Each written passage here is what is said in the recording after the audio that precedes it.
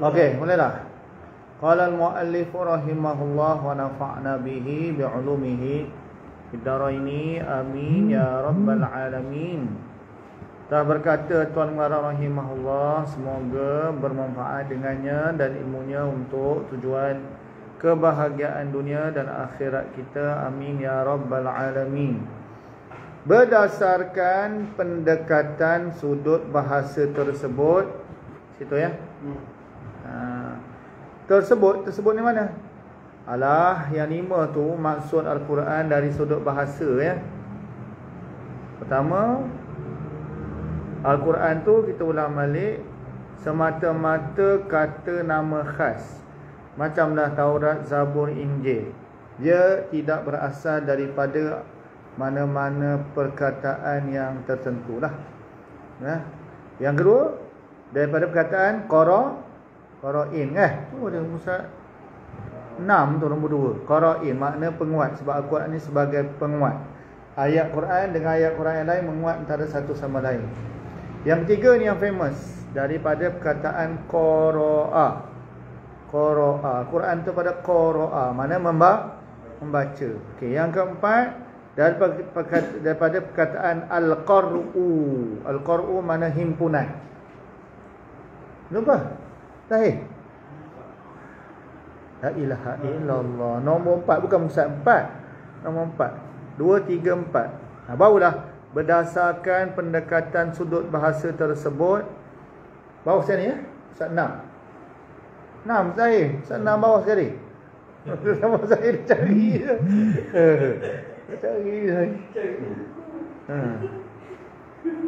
Dapat dirumuskan bahawa Al-Quran memiliki beberapa ciri, seperti kitab yang menjadi bacaan. Kalau ikut takrif nombor 3, betul ya? Qara'a.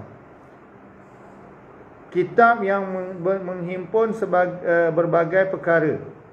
Mana tu? Nombor 4. Kitab yang mengandungi berbagai kebaikan. Dan kitab yang menguatkan kebenaran. Nombor 3 lah. Nombor 2 kan? Nombor 2 Qara'in kan? Menguatkan kebenaran.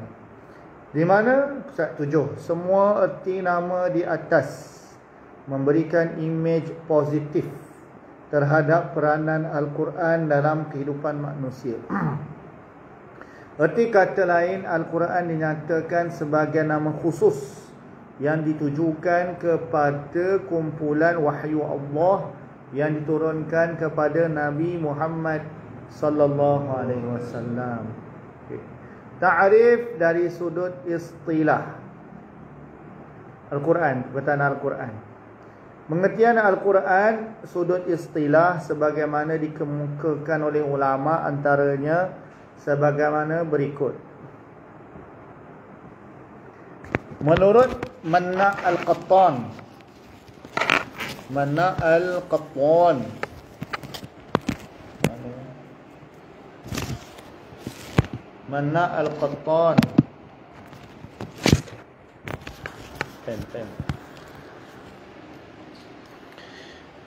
Al-Quran merupakan kitab Allah yang diturunkan kepada Nabi Muhammad sallallahu alaihi wasallam dan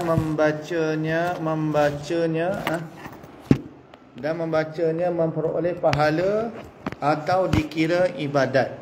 Al-munazzal ala Nabi Muhammadin sallallahu alaihi wasallam al-muta'abbad bitilawatihi. Ini makna yang pertama dari sudut istilah. Makna Al-Quran itu dari sudut istilah, itu dari sudut bahasa.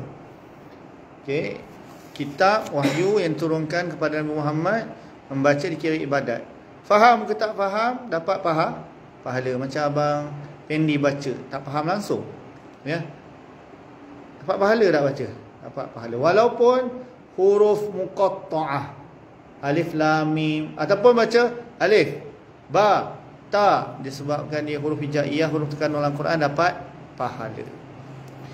Menurut Abu Syahbah, Al-Quran adalah kitab Allah yang diturunkan sudut lafaz dan maknanya kepada Nabi Muhammad SAW. Diriwayatkan secara mutawatir. Mutawatir makna lebih daripada 40 orang, mustahil bagi 40 orang itu menipu atas dakwaan ia Quran. Mana ramai lah, ramai ya. Ramai. Serta ditulis pada mushaf, mulai awal suratul Fatihah hingga akhir surah An-Nas.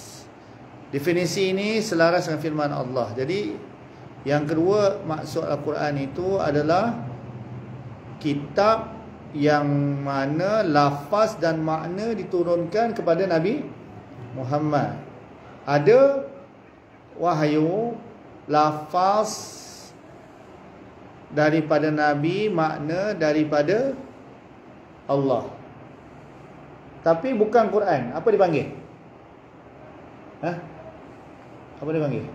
Dia firman Allah, tapi dia bukan Quran. Dipanggil apa? Hadis Qudsi. Hadis Qudsi, Rasulullah bersabda, Allah berfirman. Allah berfirman. Dalam Quran tak ada pun. Sebab makna dari Allah, lafaz dari Nabi. Jadi makna tu Allah Ta'ala campak siap-siap hati Nabi. Nabi terjemah dalam pilihan perkataan Nabi sendiri. Nabi memilih perkataan untuk diucapkan. Jadi betul dia kata, Rasulullah bersabda, Allah berfirman, laulaka ma khalaqtul aflaka.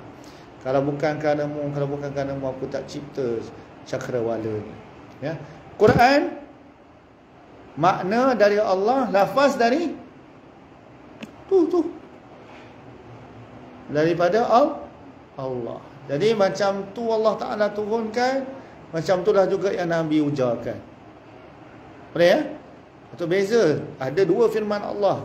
Satu duduk dalam Quran, dipanggil Al-Quran. Makna dan lafaz daripada Allah. Satu lagi, mana point daripada Allah.